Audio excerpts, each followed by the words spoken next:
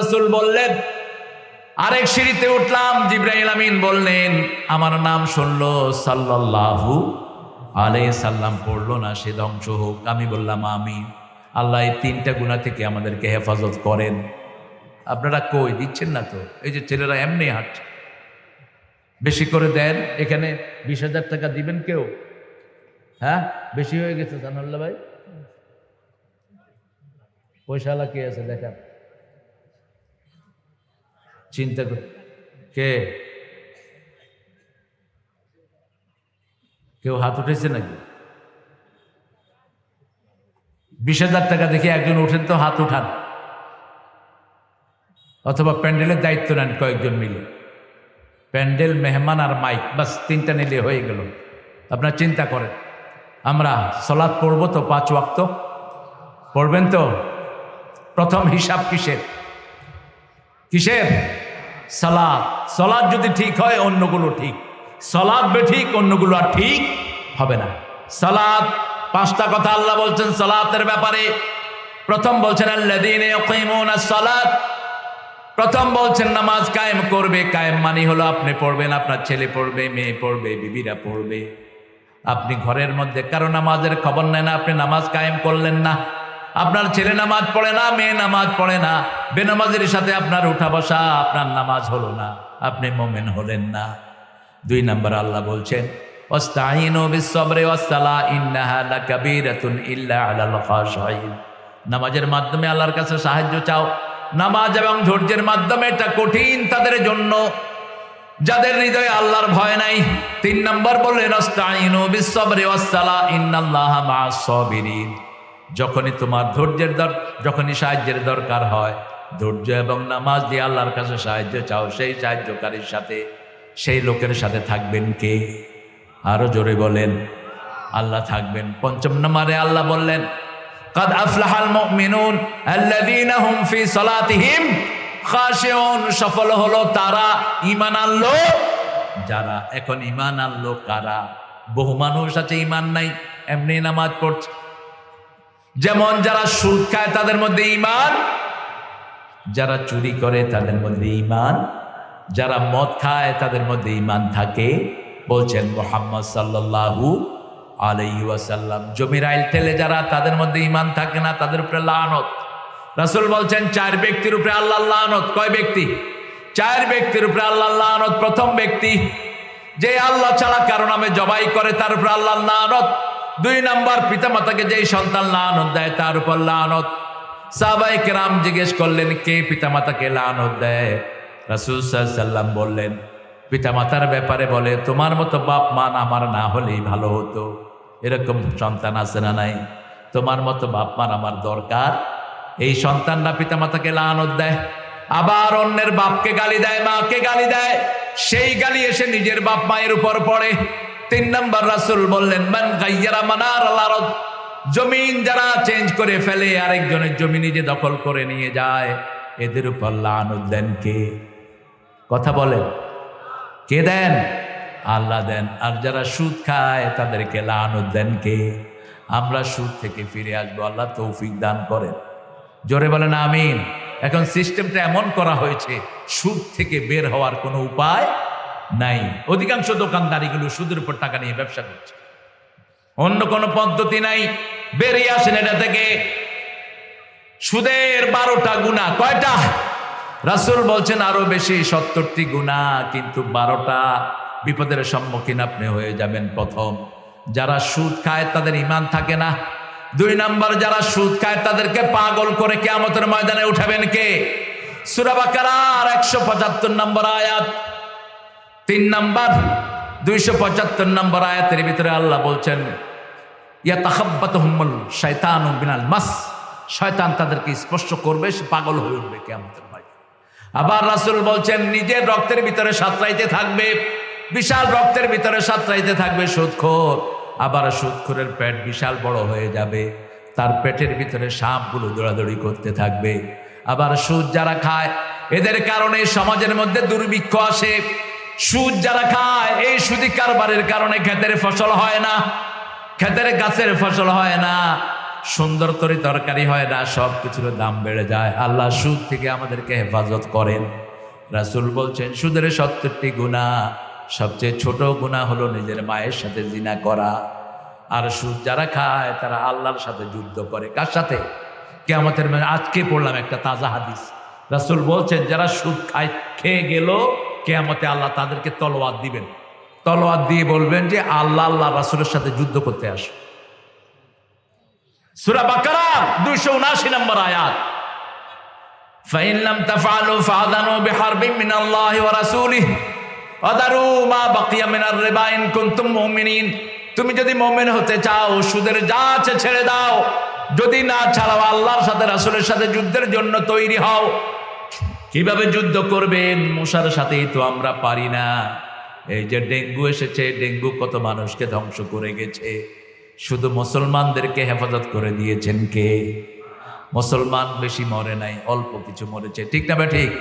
অজু আছে যেখানে ডেঙ্গু নাই সেখানে, অজু আছে যেখানে করোনা নাই সেখানে, ভালো মানুষ যেখানে ডেঙ্গু নাই। ডেঙ্গু শুধু ধরে বড় ঘুষখোর, সুদখোর, চোর, ছেচর, এগুলোকে ডেঙ্গু খায়। ডেঙ্গু চিনেন তো? গ্রামে তো ডেঙ্গু নাই, গ্রামের লোকেরা ভালো, মশাও ভালো, কোনো রকমের কামড় টামড় দেয় না। আমি আপনাদের এদিকে কোথায় জানি গিয়েছি, দেখি যে এক লোক কাঁসা দিয়ে শুয়ে আছে। কাঁসা বলে তো ওই যে লুঙ্গির এমনি করে দেয়, যে কি বলে লেংটু, এই লেংটু দিয়ে শুয়ে আছে। আমি বললাম ভাই আপনি লেংটি দিছেন কেন? কয় মশারি নাই তো হুজুর, যাতে মশা লজ্জায় না কামড়ায়, এই জন্য লেংটি দিছে। কি সরল মানুষ গ্রামে, দেখে। বললাম মশা কামড়ায় নেই? কয় না, মশা লজ্জায় আর আসেনি। আল্লাহ রাব্বুল আলামিন কত সুন্দর করে বলছেন, একটু চেষ্টা করো মুমিন হওয়ার, মৃত্যুর পরেই আপনার মনের কথাগুলো শুনবেন কে? দুনিয়াতে আপনি শুধু আল্লাহর কথাগুলো মানার জন্য চেষ্টা করেন। আলী রাদিয়াল্লাহু কাছে এক লোক এসে জিজ্ঞেস করলো, আলী আমি নামাজে আমার মনোযোগ থাকে না, মন কোন দিকে চলে যায়, আমার নামাজ হবে কি? আলী রাদিয়াল্লাহু বললেন, না তোমার নামাজ হবে না। রাসূল শুনে ফেললেন সাল্লাল্লাহু, রাসূল শুনে ফেলে বললেন, এই আলী শোনো, তোমাকে আমি একটা রুমাল দেব। কি দেব? রুমাল দেব, তুমি আগে 2 রাকাত নামাজ পড়ে আসো।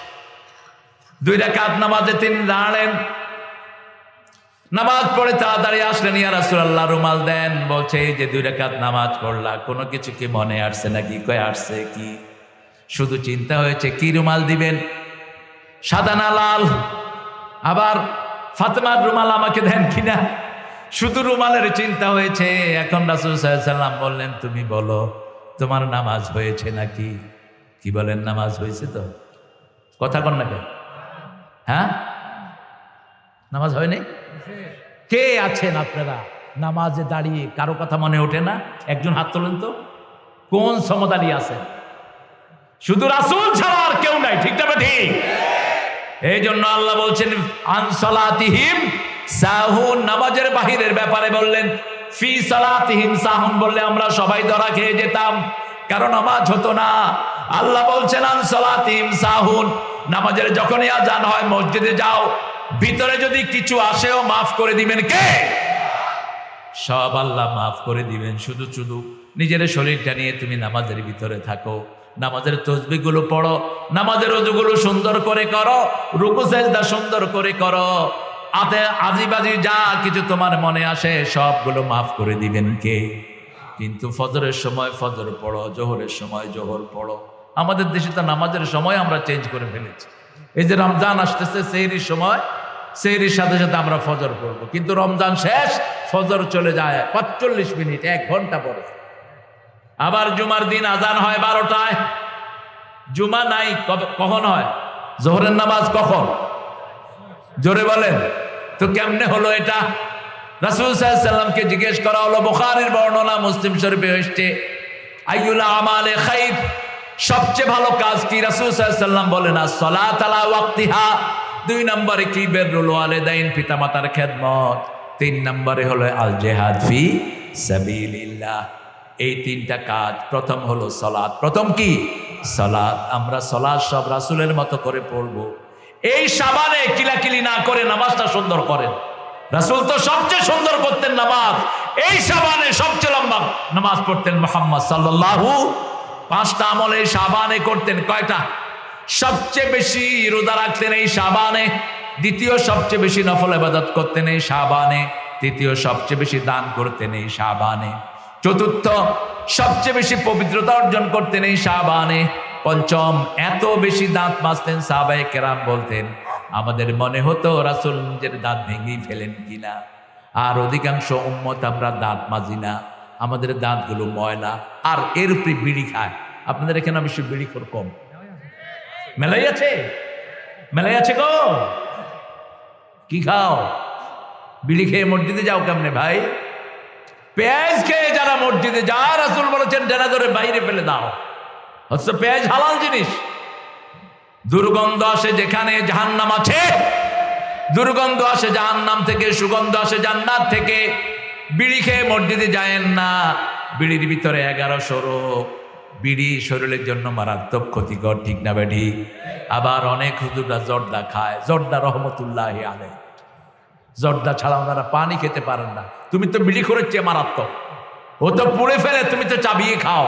কোন নেশা জাতীয় জিনিস খাওয়া যাবে? তাহলে আমরা রমজানে প্রথম শপথ নেব, প্রতি রাতে আমরা যত পারি নামাজ পড়বো। রাজি আছি তো? নামাজটাকে সুন্দর করবো। রাসূল কয়দিন তারাবি পড়ছেন বলেন তো? 2 দিন 3 দিন। 2 দিন সাহাবে কেরামকে সহ পড়ছেন, আরেকদিন কেউ কেউ বলেন 3 দিন। এরপরে আর পড়েন নেই, এরপরে আর পড়েন নেই। 8 রাকাত পড়েছেন সারা জীবন। এটা ফরজ ছিল আমার উপর। রাসূলের উপর 2টা কাজ ফরজ ছিল, একটা হলো দাঁত মাজা, আর একটা হলো তাহাজ্জুদের নামাজ। এই 8 রাকাত ফরজ ছিল। তিনি যদি রাতে 2 রাকাত পড়তেন, বাকি 6 রাকাত দিনে কাজা করে দিতেন, ভিতরটাও কাজা করে দিতেন। ভিতর কখনো ছাড়তেন না, রাহমাতাল লিল। ফজরের সুন্নত যেমন ছাড়তেন না, সফরেও ছাড়তেন না। আমরা যেন এটা না ছাড়ি। এমনি 12 রাকাত সুন্নত যে পড়বে, রাসূল বলছেন আল্লাহ তার জন্য জান্নাতে একটা প্রাসাদ তৈরি করে দেয়া হবে। আবার এই যে নামাজে আমরা দাঁড়াই, ফাঁক রেখে দেই, যারা মিলাবে রাসূল বলেছেন তাদের জন্য জান্নাতে বাড়ি বানাবেন কে? আবার রাসূল বলছেন যারা ঝগড়া ঝাঁটি করে না, জান্নাতের মধ্যখানে আল্লাহ তাদের জন্য একটা বাড়ি বানায়া দিবে। ঝগড়া ঝাঁটি অ্যাভয়েড করবেন। কেউ আসলো আপনার সাথে ঝগড়া করার জন্য, ভাই তুমি কয় রাকাত? ভাই আমি যত রাকাতই হই, তুই আগে মসজিদে ঢুক, তুই আগে মসজিদে ঢুক। আমি কয় রাকাত এটা তোর দরকার কি? তুই যত রাকাত পারস পড়, ঠিক না বেটি? তবে আল্লাহ চান কোয়ালিটি, আল্লাহ কোয়ান্টিটি চান না। কত সুন্দর করে পড়লাম, কত সুন্দর করে সেজদা দিলাম, এটা কবুল করবেন কে? মা আয়েশা বলছেন একদিন রাসূলের সাথে আমি শুয়ে আছি, একটু পরে তিনি আমাকে বলছেন আয়েশা আমাকে অনুমতি দাও, আমি আল্লাহর সামনে দাঁড়াবো। বিবির হক কিভাবে রক্ষা করতেন রাহমাতাল লিল। আর আমরাও বিবির হক রক্ষা করি, বিবির থেকে যৌতুক খাই। যৌতুক আছে না নাই? যৌতুক আছে। তা আপনারা কেমনে মোমেন দাবি করেন নিজেকে? কিসের মোমেন আপনারা? চট্টগ্রামে নিয়ম হলো বিয়ে করার পর মেয়ের বাপ ছেলের ঘরকে সাজিয়ে দিতে হয়। আপনাদের এখানে আছে কিনা জানি না। আছে? এখানে আছে কি? খাট পালং সব দিতে হয়। ইন্না লিল্লাহি ওয়া ইন্না ইলাইহি রাজিউন। অঘোষিত শয়তানিয়া। মেয়ের বাপের থেকে 10 জনকে খাওয়াতে হবে এরকম দাবি করা ইসলামে জায়েজ নাই। হ্যাঁ, কোন মেয়ের বাপ যদি খুশি হয়ে দেয় তাহলে কোনো আপত্তি, কিন্তু আপনি লিস্ট বানালেন ছেলের খাট, ছেলের ওয়ার্ড্রপ, ছেলের ড্রেসিং টেবিল, ছেলের জন্য ফ্রিজ, একটা ওয়াশিং মেশিন, একটা মোটরসাইকেল। আপনার বিয়ে হবে না, আমলনামায় জিনা লেখা হবে। আপনি মহারানা অস্বীকার করলেন। সূরা নিসার প্রথম পাতাতে আল্লাহ বলছেন 3 নম্বর আয়াতে ওয়াতুন নিসা সাদুকাতিহিন্না নিহলা, সন্তুষ্ট চিত্তে মেয়েদেরকে মহরান আদায় করে দাও। আমরা মহরান আদায় করব। রাজি আছি তো? তাহলে প্রথম ঈমান এনে নামাজ 5 ওয়াক্ত পড়বো। কোথায়? কোথায়? মসজিদের মধ্যে ভাগ করেন না, মসজিদ পেলে ঢুকেন। সাল্লু খালফা কুল্লি বিররিন ওয়া ফাজির। ইবনে ওমর খাওয়ারিজদের পিছনে নামাজ পড়েছেন, বুখারী বর্ণনা। খাওয়ারিজরা বলেছে তোমাকে আমরা কাফের বলি, তুমি আমাদের পিছনে এসে নামাজ নিয়ত করেছো কেন? তিনি বলছেন হাইয়া আলাস সালাহ হাইয়া আল ফালাহ, ছেড়ে দাও, আমি আসবো না তোমাদের পিছনে। মসজিদে নববীর কবজা নিয়েছে মিশরের মুনাফিকরা, যারা উসমান রাদিয়াল্লাহু হত্যা করেছে। তিনার কাছে সাহাবায়ে কেরাম গিয়ে জিজ্ঞেস করলেন, ওসমান এই খুনিরা তো মসজিদে নববীর কবজা নিয়েছে, এদের পিছনে নামাজ পড়বো কিনা। তিনি বলেন ভিতরে নামাজ পড়ো, কিন্তু বাহিরে তাদেরকে মেনো না। মুসলিম উম্মার শ্রেষ্ঠ জায়গা হলো মসজিদ, ঠিক না ঠিক? মসজিদে যাব শৃঙ্খলার জন্য। হ্যাঁ, আপনার রেগুলার মসজিদে যদি কোনো বেদাতি ঢুকে, কোনো মুশরিক ঢুকে, তাকে আপনি ইসলাহ করে বদলাইয়া দেন। কিন্তু আপনি হঠাৎ করে মসজিদে যাচ্ছেন, রাস্তা দিয়ে যাচ্ছেন, মসজিদের আযান হচ্ছে, কি করবেন? কি করবেন? দেখবেন ইমাম সাহেব কেমন, ভিতরে ঢুকে নামাজ পড়েন। রাসূল সাল্লাল্লাহু আলাইহি ওয়াসাল্লাম যে কোনো মসজিদে নামাজ পড়তেন, সব মসজিদে তিনি নামাজ পড়তেন। মসজিদে ঢুকলেই কয় রাকাত? কয় রাকাত? কিন্তু বাংলাদেশের 99% হুজুররা জানে কিনা জানি না, এটা আমল নাই। জানে তো লাভ হলো, ইমাম নিজে বসে যাচ্ছে। আমি বললাম তুমি বসলা কেন? কয় বসি তো সব সময়। লা তাজলিসু ইল্লা রাকাতাইন। ওই যে প্রধানমন্ত্রী, তার অফিসে যেতেও ডেকোরাম থাকে, একটা ডিসির অফিসে যেতে ডেকোরাম থাকে, আর শাহের মালিকের ঘরে তুমি যাবা কোনো ডেকোরাম ছাড়া। কিভাবে কাজ পড়বা না, বসতে পারবা না, নিয়ম কার? নিয়ম কার? আল্লাহর। আমরা 5 ওয়াক্ত নামাজ মসজিদে পড়বো, রাজি আছি তো? আল্লাহ তৌফিক দান করুক, বলেন আমিন। আরো জোরে বলেন আমিন। এরপরে দ্বিতীয়, আল্লাহর রাস্তায় খরচ করব, যাকাত দেব। যাকাত যাদের এসেছে যাকাত হিসাব করে দিয়ে দেন, তা না হলে এই যাকাত আপনার গলায় সাপ হিসেবে পেঁচিয়ে দেওয়া হবে, আর গাল কামড়াবে, আর বলবে আনা কানজুকা না মালু। আজকে দুনিয়াতে সারা দুনিয়ার মুসলমানদেরকে এক হতে হবে। টুকিটাকি মাসলা নিয়ে ঝগড়া করার দিন শেষ। সামনে ইমাম মেহেদী আসবে, পিটায়া যতজন ইসলাম ছাড়া আছেন সবাইকে ইসলামে ঢুকাবেন, ঠিক না ঠিক? দুনিয়াতে সারা দুনিয়াতে ধর্ম থাকবে একটা, কি নাম? আরো জোরে বলেন কি নাম? অন্য কোন ধর্ম থাকতে পারবে? কারণ আমরাই সবার জন্য দোয়া করি, মুসলমান ছাড়া সবার জন্য দোয়ার কোন সিস্টেম কোন ধর্মে আমরাই দোয়া করি, রাব্বানা আতিনা ফিদ দুনিয়া হাসানাতাও ওয়া ফিল আখিরাতি হাসানাতাও ওয়া কিনা আযাবান নার। আমরা দোয়া করি আমাদের মৃত্যুর সময়, ওই যে আমাদের জানাজাতে আমরা সবার জন্য দোয়া করি, আল্লাহুম্মা গফিরলি হাইয়িনা, হে আল্লাহ আমাকে মাফ করে দেন, সমস্ত জীবিতদেরকে মাফ করে দেন, মৃতদেরকে মাফ করে দেন, উপস্থিত অনুপস্থিত ছোট বড় সবাইকে মাফ করে দেন। যাদেরকে বাঁচিয়ে রাখবেন ইসলামের উপর বাঁচিয়ে রাখেন, আর যাদেরকে নিয়ে যাবেন ঈমানের উপর নিয়ে যান। আমরা আমাদের বিবিদেরকে নিয়ে নামাজ পড়বো, ঘরের নামাজের সওয়াব বেশি না কম?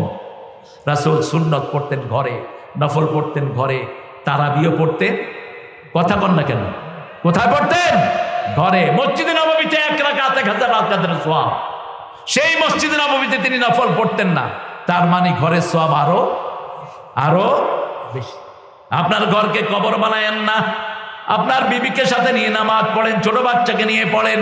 আপনার বিবি নামাজ পড়ে কিনা, আপনার বিবির কাছে কে যায় কে আসে আপনি খবর রাখেন না। আপনি দায়ুস। আপনার মেয়েটি কোচিং ক্লাসে করতে গিয়ে কোথায় যায় জানেন না আপনি দায়ুস। আপনার ছেলেটার খবর আপনি রাখেন না, ইন্টারনেটে সে কি দেখে কি করে এগুলো আপনাকে খবর রাখতে হবে। আলা কুল্লুকুম রাইন কুল্লুকুম মাসউলুন আন রাইয়াতিহি। এই শাবানের এই কয়টা দিন আপনার প্রস্তুতি নেন। আজকে ঘরে যান, গিয়ে বাচ্চাদের সাথে মিটিং করেন, মিটিং করে বলেন যে বাবা ইয়াদিল্লু আলাইকুম শাহরুন আযীম, তোমাদের মাঝে একটা মাস আসতেছে যেটা নফল হলো ফরজের সওয়াব, ফরজ হলো 700 রাকাত বেশি। সুবহানাল্লাহ। 1 রাকাত ফরজ পড়বেন, কয়শো রাকাতের সওয়াব? 700 রাকাতের সওয়াব। একটা নফল কাজ করবেন, সালাম দেয়া নফল, কিন্তু ফরজের সওয়াব দিবেন কে? সবগুলো জান্নাতের দরজা খুলে দেয়া হয়। কত বড় বরকত! আবার জান্নাতের দরজা একটা কাজ করলে খুলে দেয়া হয়। একজন সাহাবী মসজিদে নববীতে এসেছেন, এসে বলছেন আল্লাহু আকবার কাবীরা, বলেন আল্লাহু আকবার, আলহামদুলিল্লাহ হামদান, সুবহানাল্লাহ বুকরাতাও। রাসূল বলেন এই কে পড়েছো এটা? কে সেই লোক এত বড়? এই 3টা কথা কে বলেছো গো? উনি ভয়ে ভয়ে আসছেন। রাসূল বললেন শুনো, তোমার এই 3টা কথা রিসিভ করার জন্য আল্লাহ আকাশের সব দুয়ার খুলে দিয়েছেন। একদম তোমার এই দোয়া 3টা আল্লাহর আরশে পৌঁছে গেছে। সব দুয়ারগুলো খোলা। ওযুর পরে পড়বেন আশহাদু আল্লা ইলাহা ইল্লাল্লাহু ওয়াহদাহু ওয়া আশহাদু আন্না মুহাম্মাদান। তাহলে আকাশের দরজাগুলো খুলে দেবেন কে? মায়েরা 4টা কাজ করবেন। নামাজ, রোজা, স্বামীর খেদমত, আবার নিজের ইজ্জতের হেফাজত, তাহলে 8টা দরজা খুলে দিবেন কে? তাহলে প্রথম আমরা নামাজ পড়বো, নামাজ ছেড়ে দিব না। রাজি আছি তো? নামাজি দল করবেন, যেই দলের নেতা নামাজি সেই দল করবেন আপনি। আপনি খুব নামাজি, আপনার নেতা বেনামাজি, আপনি জাহান্নামী।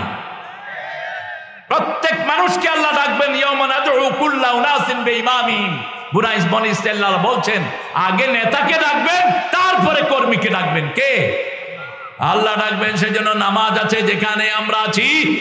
2 নাম্বার, আল্লাহর রাস্তায় খরচ করব, যাকাত দেব, যাকাতের কর্মী হব। লিযাকাতে ফাইলুন, আমার ভাই যাকাত দেয় না, তাকে আমি যাকাত দিতে উদ্বুদ্ধ করব, আমার ক্ষেতের ফসলের যাকাত দেব। 3 নাম্বার, আল্লাহ রাব্বুল আলামিন বলছেন, ওয়াল্লাযীনা ইউমিনুনা বিমা উনজিলা ইলাইক, রাসূলের উপরে যা নাজিল করেছি সেটার উপর ঈমান আনতে হবে।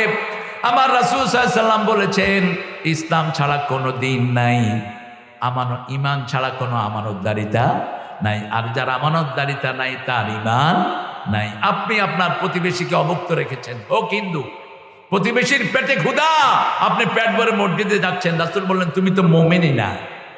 আবার রাসূল সাল্লাল্লাহু আলাইহি সাল্লাম বলছেন, প্রতিবেশীকে নিজের ঘরে আনে না, কোনো জিনিস চেয়ে বসে কিনা, অথবা ঘরের লোক বিরক্ত হয় কিনা, এই লোকটাও মুমিন হতে পারলো।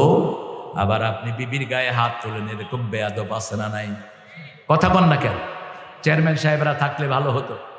আপনি অন্তত আপনার ইউনিয়নের স্কুলগুলোতে ইসলাম ঢুকান, নামাজ 2 ওয়াক্ত ফরজ করে দেন, মেয়েদের স্কুলে মাথায় পর্দা দিয়ে দেন, যদি নাজাত চাও আখিরাতে। কারণ প্রত্যেক এলাকার লোকদেরকে তার এলাকার নেতা সম্পর্কে জিজ্ঞেস করবেন কে? এমপি সাহেবকে জিজ্ঞেস করবেন থানার ব্যাপারে। সালাম যত বেশি, হিসাবও তত। ওমর ফারুক খলিফা হওয়ার 5 মাস পরে এক বেটির ঘরে গিয়ে উঠছেন, কোনো পাহারাদার নাই, অর্ধ পৃথিবীর শাসক, অর্ধ পৃথিবী করেছো শাসন, ধুলার তক্তে বসে, খেজুর পাতার প্রাসাদ তোমার বারবার গিয়েছে খসে। মহিলাকে গিয়ে জিজ্ঞেস করেন, মা ওমর কেমন? মহিলা বলছে বাজে লোক। কি লোক? বাজে লোক। কেন? বলছে দেখেন 5 মাস উনি ক্ষমতায় বসেছে, আমার কোনো খবর নেয়নি। বলছে মা আপনার খবর উনি কেমনে নিবে? বলছে তাহলে তাকে খলিফা হতে বলছে কে? আমাদের যে কোনো আসামি পুলিশ খুঁজে বের করে, ঠিক না ঠিক? এই পুলিশকে যদি দায়িত্ব দেয়া হয়, কারা কারা পেটে খাওয়া নাই, কাদের অভাব আছে, এটা খুঁজে বের করা সহজ না কঠিন? খুব সহজ। এখন ডিজিটালের যুগ, তখন এটা এত সহজ ছিল না। তখনের কথা বলছি। ওমর বললেন, মা কত দিরহাম আপনাকে দিলে আপনি খুশি হন? মহিলা হিসাব করে বলছে 25 দিরহাম। ওমর গনে গনে 25 দিরহাম দিলেন। দেওয়ার পরে মহিলাকে বললেন, মা আপনি লিখে দেন, ওমরের উপর আপনার কোনো দাবি নাই। মহিলা বলছে আমি লিখতে পারি না। এবার ওমর ফারুক লিখলেন, লিখে বললেন, মা এখানে সিল দেন, এখানে একটা আঙ্গুলের ছাপ দেন। এর মধ্যে 2 জন সাহাবী হাজির, আলী রাদিয়াল্লাহু আনহু এবং সাদ বিন আলী রাদিয়াল্লাহু আনহু এবং ইবনে মাসউদ গিয়ে হাজির হয়েছেন। সেখানে গিয়ে বলছেন, ইয়া আমির আল মুমিনিন, আপনি কি করছেন? যখনই বলছে আমির আল মুমিনিন, মহিলার শরীর কাঁপা শুরু হয়েছে। ওই বুড়ি মহিলা এতক্ষণ ওমরকে চিনেন নাই। ওমর বলছে, মা আপনি কাঁপবেন না, আমার কাঁপা উচিত। আমি যে 5 মাস আপনার খবর নেই, কিয়ামতের ময়দানে আপনি আমাকে আসামি বানায়েন না। দুনিয়ার দায়িত্ব এত সহজ নয়। আপনার 5টা ছেলেকে একটাকেও দিনদার বানান নাই, আপনার মেয়েদেরকে আপনি পর্দা শিখান নাই।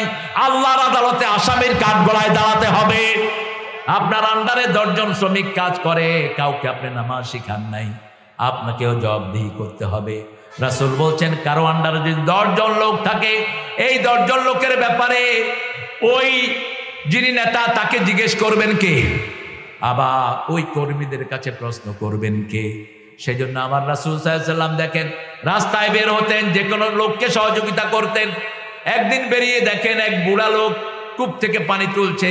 রাসূল গিয়ে বললেন, বাবা সরেন, আমি পানি তুলে দেই। গিয়ে কাউকে বলবেন না আমাকে চিনস, তোকে চিনতে হবে কেন? যারা বলে আমাকে চিনস, এরা অহংকারী, দাম্ভিক, বেয়াদব। কেন তোকে চিনতে হবে? মানুষ চিনবে কাকে? কাকে চিনবে? আল্লাহকে চিনবে, রাসূলের আমল চিনবে। ঠিক না বেটি? দুইটা জিনিস চিনতে হবে। কয়টা? কোরআন এবং সুন্নাহ। কোরআন এবং সুন্নাহ। কোরআন ফলো করার জন্য সুন্নাহ শিখতে হবে। রাসূল ওই বৃদ্ধের পানি কূপ থেকে তুলে দিলেন। বৃদ্ধ বলল, আমার কাছে তো কিচ্ছু নাই দেয়ার। রাসূল বলল, আমাকে কিছু দিতে? কোথায় নেবেন? ওই ইহুদির বাড়িতে। নিজের মাথায় করে নিয়ে গেলেন রাহমাতাল লিল আলামিন। রেখে দেওয়ার সময় বলছে, বাবা আমার নাম মুহাম্মদ সাল্লাল্লাহু, আমি ওই মসজিদে থাকি। কালকে যদি আবার আপনাকে পানি ভরতে বলে আমাকে ডেকে নিয়ে আসবেন, আমি আপনার হয়ে পানিটা ভরে এই বাড়িতে দিয়ে যাব। 3 দিন পরে নিজের বাইতুল মাল থেকে টাকা দিয়ে লোকটাকে মুক্ত করে দিলেন। লোকটা পড়ে নিল লা ইলাহা।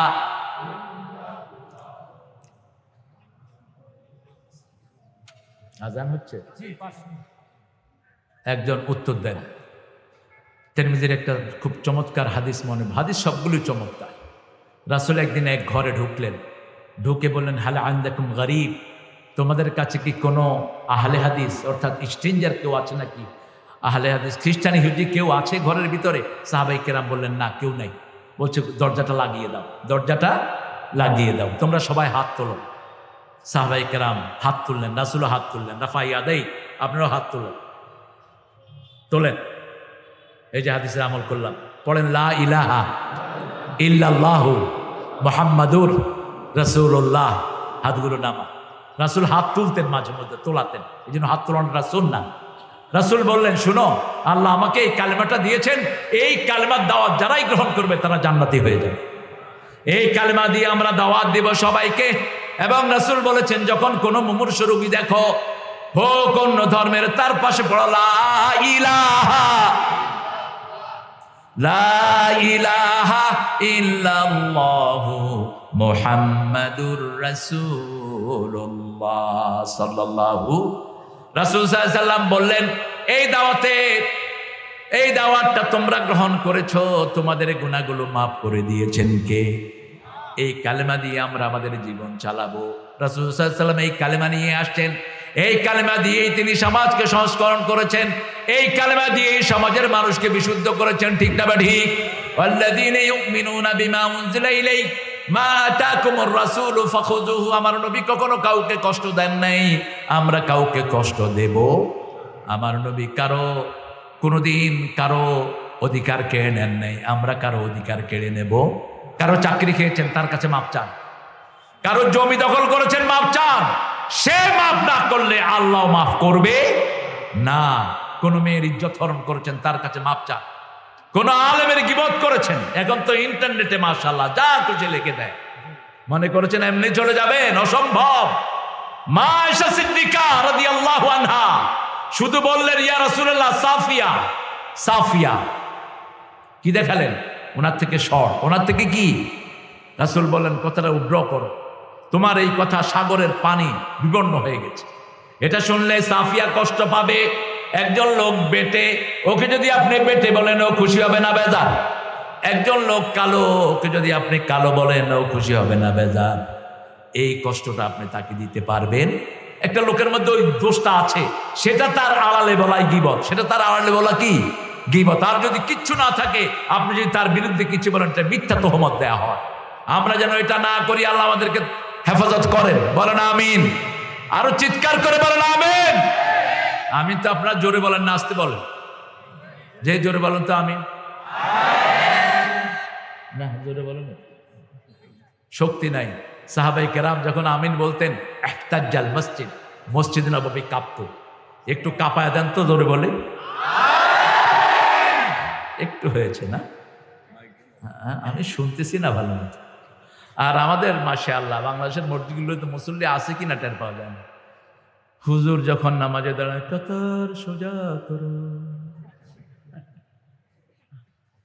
কাতার সোজা করো। আমি বললাম, আর একটু করুন, সুরে বলুন। কি পড়ো বাবারা, মসজিদে ঢুকতে মসজিদের আদবগুলো শিখে নাও। একামতের পরে রাসূল কোনোদিন কালবার দিকে ফিরে নামাজে দাঁড়িয়ে যান, একদিনও না।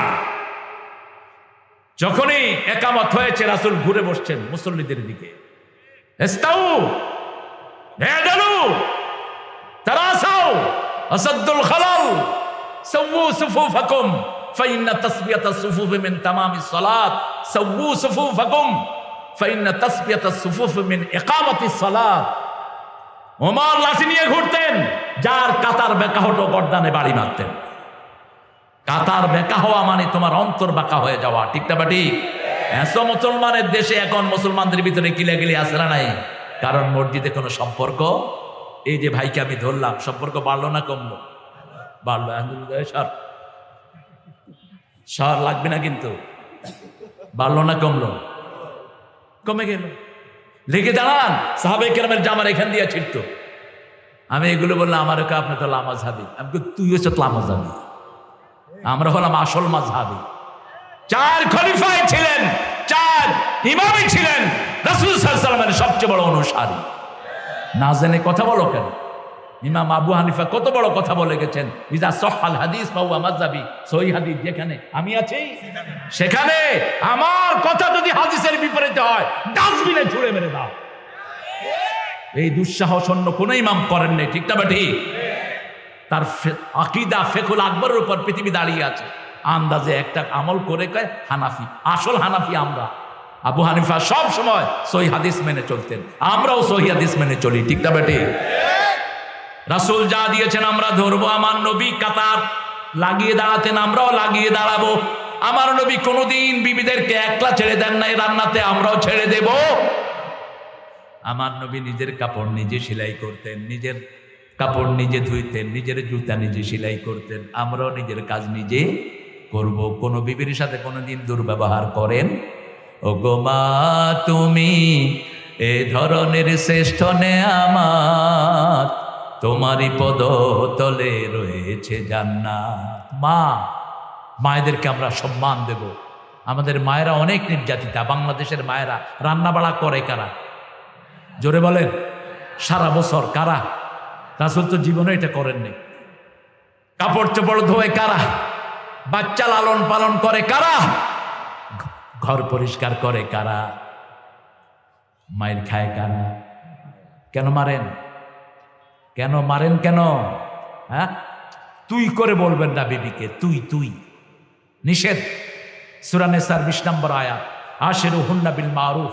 পৃথিবীর সবচেয়ে ভালো ব্যবহার করবেন কাকে? বিবিকে। 5 বার মারুফ শব্দ আল্লাহ এনেছেন বিবির জন্য। কয়বার? সূরা তালাকের ভিতরে ফারিকুহুন্না বিল মারুফ, সূরা নিসার ভিতরে আশিরুহুন্না বিল মারুফ, সূরা বাকারার ভিতরে সাররিহুহুন্না বিল মারুফ, মাতাআন বিল মারুফ, হাক্কান বিল মারুফ। 5 বার মেয়ের জন্য বলছেন সর্বশ্রেষ্ঠ ব্যবহার করবা। মা আয়েশা বলছেন, তিরমিজির সহিহ বর্ণনা, আমরা বিবিরা বসে আছি 9 জন বিবি। কয়জন? হঠাৎ করে ফাতেমা ঢুকলেন। ফাতেমার হাঁটা চলা সব ছিল মুহাম্মদ সাল্লাল্লাহু আলাইহি সাল্লামের মতো। যখনই ফাতেমা ঢুকলেন, রাসূল দাঁড়িয়ে গেলেন। দাঁড়িয়ে ফাতেমার কপালে চুমু খেলেন। কোথায়? কপালে চুমু খেলেন, হাতে চুমু খেলেন। রাসূলের ডান পাশে অথবা বাম পাশে বসালেন। বসিয়ে কানে কানে কি যেন বললেন। মা ফাতেমা কাঁদা শুরু করলো। কিছুক্ষণ পরে রাসূল আবার কি যেন কানে কানে বলল। মা ফাতেমা হেসে দিলেন। মেয়েদেরকে কি ভালোবাসতেন, রাহমাতাল লিল আলামিন। মা এসে জিজ্ঞেস করলেন, মা কি তোমার কানে বলেছে, তুমি কেঁদেছো? বলছে, যদি আপনাকে শোনাতেন আব্বা তো জোরেই বলতেন, আব্বা যেটা জোরে বলেন নাই আমি সেটা ডিসক্লোজ করতে পারবো। মা এসে জিজ্ঞেস করলেন না। রাসূলের ওফাত হয়ে গেল, রাসূল সাল্লাল্লাহু আলাইহি ওয়াসাল্লাম চলে গেলেন। এখন রাসূল যে মারা গেছে এটাও আমাদের দেশে স্বীকার করতে না। হ্যাঁ, মরা নবী কওয়া যাবে না গো। হ্যাঁ, তো সূরা এই যে জুমারের 30 নম্বর আয়াত কি করবা? আল্লাহ বলছেন, ইন্নাকা মাইয়িতুন ওয়া ইন্নাহুম মাইয়িতুন। তুমিও মরবা, তোমার আগে সব নবী মারা গেছে। হায়াত পর্যন্ত অস্বীকার করে ফেলেছে মূর্খগুলো। আল্লাহ আমাদেরকে বুঝার তৌফিক দান করেন। রাসূল কোথায় আছেন বলেন তো? কোথায়? কোথায়? কবরে আছেন। কোথায়? কবরে। কবরটা কোথায়? তো আপনাদের এত সন্দেহ হচ্ছে নাকি? মদিনায় তিনি ঘুমিয়ে আছেন। তবে আমরা যখন দুরূদ পড়ি তাকে জীবিত করে দেন কে? রুদ্দা আলাইহি রূহি। আমরা যখন সালাম দিই, রাসূলকে আল্লাহ বলছেন, হে নবী আপনার উম্মতকে বলে দেন, কেউ যদি আপনাকে সালাম দেয় আমি আল্লাহ তাকে সালাম দিই। এখন সালাম দিবেন কেমনে? ইয়া নবী সালাম, এটা তো বেয়াদবি। আল্লাহ তো বলেন না ইয়া নবী, আল্লাহ বলছেন ইয়া আইয়ুহান নবী, ইয়া আইয়ুহার রাসূল। এটা নিয়ে ফিতনা সৃষ্টির দরকার নাই। কিভাবে সালাম দিবেন? সূরা সাফফাতের শেষ আয়াত আল্লাহ বলছেন কিভাবে সালাম দিবা, শুনো। সুবহানা রাব্বিকা, পড়েন, সুবহানা রাব্বিকা রাব্বিল ইজ্জাতি আম্মা ইয়াসিফুন ওয়া সালামুন আলাল মুরসালিন আলহামদুলিল্লাহি রাব্বিল আলামিন। একসাথে 1,24,000 নবীর কাছে সালাম চলে গেছে। এখন আপনি 1,24,000 উত্তর পেয়ে গেছেন, আলহামদুলিল্লাহ বলি। মা এসে জিজ্ঞেস করলেন, মা তোমার কানে কি বলেছে? কানে বলেছে প্রতি বছর জিবরাইল আমিন একবার শোনায়, আমিও একবার কোরআন শোনাই। এই বছর জিবরাইল আমিন 2 বার শুনিয়েছে, মনে হয় আগামী বছর আমি আর থাকবো না। তো এটা বলার পরে আমি কাঁদলাম। হাসলে কেন? আব্বা আমাকে বললেন জান্নাতে আমি সব মেয়েদের সর্দারিনী হয়ে যাব। আমি হেসে দিয়েছি, আলহামদুলিল্লাহ। আর এটা বর্ণনাতে এসেছে রাসূল সাল্লাল্লাহু আলাইহি ওয়াসাল্লাম বলেছেন, ফাতেমা কেঁদো না, আমার পরিবারে তুমি আমার সাথে প্রথম দেখা করবা। কি সম্পর্ক! আহা, এই ফাতেমাকে বলেছে, ফাতেমা আনকাজি নাফসে, এ ফাতেমা, আলী, হাসান, হোসেন আমাদের পীরগুলো। আহা, ভণ্ড, কত যে ভণ্ড বাংলাদেশে আছে। আপনাদের রাজশাহীতে আছে কিনা জানি না, চিপায় চাপায় আছে, কিছু আছে গো, আছে। দায়িত্ব নেয় ওনারা, মুরিদকে জান্নাতে নিয়ে যাবে। আর ছাগল, নবীদেরই খবর থাকবে না, তুই কোথায় থাকবি সেদিন? কেউ কথা বলতে পারবে না আল্লাহর হুকুম ছাড়া, ঠিক না বেটি? নবী মুহাম্মদও কথা বলতে পারবেন না, সেজদায় পড়ে থাকবেন মাকামে মাহমুদের সামনে। আল্লাহ বলবেন ইরফা রাসাক সাল তুতা কুল তাসমা শাফে তুশাফা। কয়টা কথা? কয়টা? হে নবী আপনি মাথা উঠান, আপনি বলেন আমি শুনবো, সুবহানাল্লাহ। আপনি বলেন আমি শুনবো, আপনি চান আমি দেব, আপনি সুপারিশ করেন আমি সুপারিশ গ্রহণ করব। লা ইয়াতাকাল্লামুনা ইল্লা মান আযানা লাহুর রাহমান ওয়া ক্বালা। আরো কঠিন কথা বলেছেন আয়াতুল কুরসি, মান দাল্লাযী, আল্লাহর কাছে চাইবে। ওয়াল্লাযীনা ইউমিনুনা বিমা উনজিলা ইলাইক, যা কিছু নাজিল হয়েছে সবটার উপরে ঈমান আনবো। আমা উনজিলা মিন ক্বাবলিকা, মা নবীর আগের নবীদের উপরে যা নাজিল হয়েছে সবার উপরে ঈমান আনবো। নবীর জন্য একটা জমির, সব নবীর জন্য একটা জমির। অর্থাৎ মুহাম্মদ সাল্লাল্লাহু আলাইহি সাল্লামকে যে মানবে, অন্য নবীকে মানার সওয়াব তাকে দান করে দিবেন কে? মা আতাকুমুর রাসূলু ফাখুযু, সূরা হাশরের 7। যা কিছু নবী এনেছেন সব ধরো, যা তিনি দেন নাই তার ধারে কাছেও তোমরা যেও না। রমজান মাসে যত বেশি দান করবেন তত খুশি হবেন কে? রমজান মাসে 2টা নিয়তে রোজা রাখবেন। কয়টা? বুখারী মুসলিমের বর্ণনা, মান সামা রমাদানা ঈমানাও ওয়া ইহতিসাবা গুফিরা লাকা মা তাকাদ্দামা মিন যামবি। কেউ যদি সওয়াবের নিয়তে, কিসের নিয়তে? সওয়াবের নিয়তে, মান সামা ঈমানাও, ঈমানের সাথে সওয়াবের নিয়তে রোজা রাখে, আল্লাহ বলেন, হে নবী আপনি বলেন তার আগের সব গুনাহ আমি মাফ করে দিই। রোজা হলো ঢাল স্বরূপে, ঢাল ছিদ্র হয়ে যায় 2টা কারণে, গীবত এবং মিথ্যা কথা। গীবত এবং মিথ্যা কথা। মিথ্যা কথা আমরা বলবো। সূরা হজের 30 নম্বর আয়াতে আল্লাহ বলছেন, মিথ্যা যেখানে, মূর্তি পূজা, অস্তানিবুর রিজতা মিনাল আওসাম অস্তানিবু কাওলা যুর, তোমরা মূর্তি পূজা থেকে বাঁচো, মিথ্যা কথা, মিথ্যা সাক্ষী থেকে বাঁচো। আল্লাহর কাছে তৌফিক চাই আমরা যেন মিথ্যা কথা না বলি। আল্লাহ মিথ্যা থেকে আমাদেরকে হেফাজত করেন, গীবত করা থেকে হেফাজত করেন। কোন ভাইয়ের গীবত করেছেন, তাকে পেয়েছেন, তার কাছে মাপ চেয়ে নেন। কিছু কাগজ দিবেন না? প্রশ্ন উত্তর দেব না। আচ্ছা ঠিক আছে। প্রশ্ন কি? কবরে মাটি দেওয়ার দোয়া কি? অনেকে মিনহা খেনা খেনা ইফতারের শুরু এগুলি আপনাদের, এগুলো কমন জিনিস। আমাদের দেশে কিছু আছে, ফ্যাব্রিকেশন আছে, যেগুলো হাদিসে আসে নাই, এগুলো আমরা বানিয়ে নিয়েছি। এগুলো আপনার জাহাবাত জামা ওয়া কাল্লাতিল উরুক সাবাতাল আজর ইনশাআল্লাহ। রাসূল ইফতার খেয়ে বলতেন জাহাবাত বলেন জাহাবাত জামাও ওয়াহতাল্লাতিল উরুকু ওয়া সাবাতাল আজরু ইনশাআল্লাহ, এটা পড়বেন আপনারা। কিন্তু ওই যে সুমতুল্লাহ আপনার কি জানি কি নাওয়াজ জোয়ান আছে না, আমরা ইনশাআল্লাহ আমরা তাহলে 5টা কাজ করব, রাজি আছি তো? ঈমান আনবো কার উপর? 5 ওয়াক্ত নামাজ পড়বেন তো? বিবিকে মারবেন তো? খবরদার। যৌতুক যারা খেয়েছেন বিবির পায়ে পড়ে মাপ চান, বিবি মাফ না করলে আল্লাহ মাফ করবে না। আর প্রত্যেক দিন খরচ করব কার জন্য? রমজানে নিয়ত করেন 10 জন মুসলমান খাওয়াবেন, 5 জন অন্য ধর্মের লোক খাওয়াবেন, বেরোজগারি, তাহলে এরাও নামাজি হয়ে যাবে। ঠিক না ঠিক? আর সব নবীরা একজনকে শ্রেষ্ঠ নবী বলে ঘোষণা দিয়েছেন, তিনার নাম কি? মুহাম্মদ সাল্লাল্লাহু উলাইকা আলা হুদাম মির রাব্বিহিম। এই কাজগুলো যারা করবে তাদেরকে হেদায়েত দিবেন কে? আউলাইকা হুমুল মুহতাদুন, ওদের মুফলিহুন, ওদেরকে সফলতা দান করবেন কে? পড়েন সুবহানাকা আল্লাহুম্মা ওয়া বিহামদিক আশহাদু আন লা ইলাহা ইল্লা আনতা আস্তাগফিরুকা ওয়া আতুবু ইলাইক। মনোযোগ কি করে? খায়র খায়র। আসসালামু আলাইকুম।